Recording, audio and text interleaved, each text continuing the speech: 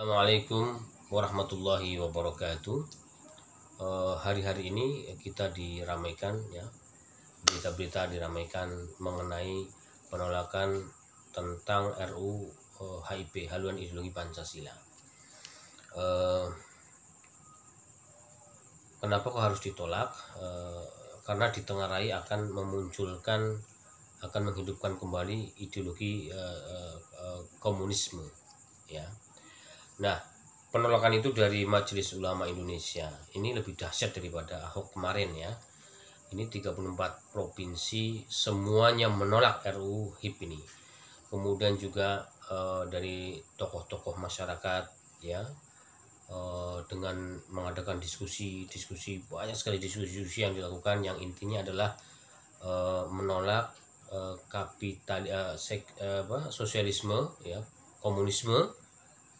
Kemudian juga hari ini teman-teman saudara-saudara kita turun ke jalan untuk menolak RUU HIP ini, walaupun di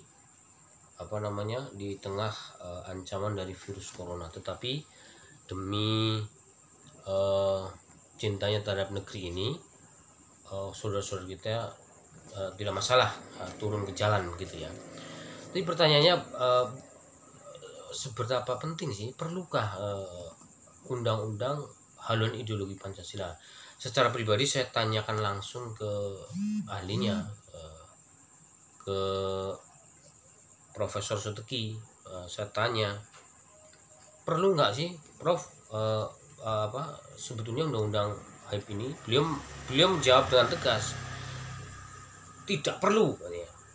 Tidak perlu. Kenapa? Karena sudah ada TAP MPRS, kemudian juga Undang-Undang Nomor 27 Tahun 99 ya.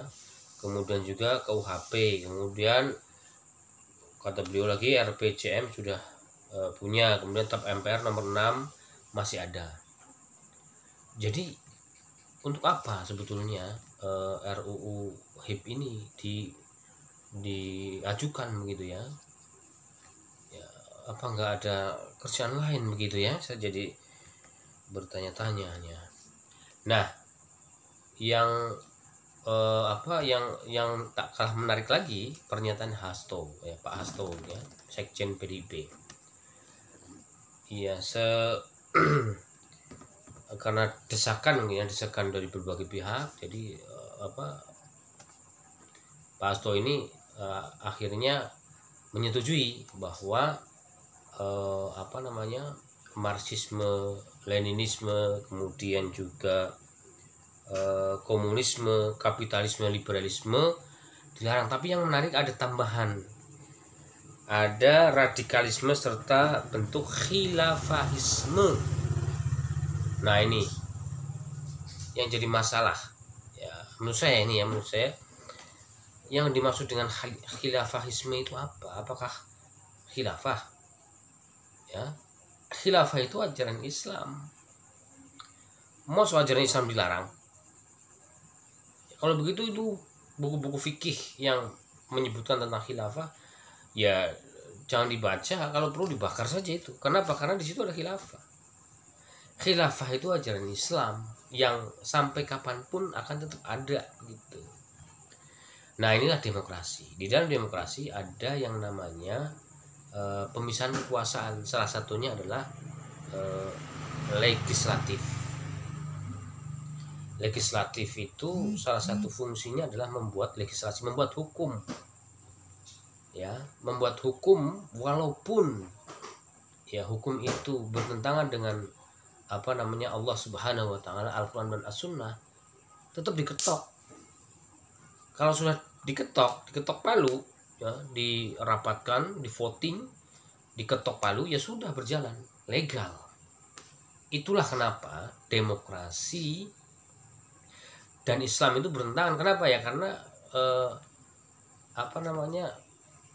yang berhak membuat hukum itu siapa? Pertanyaannya begitu.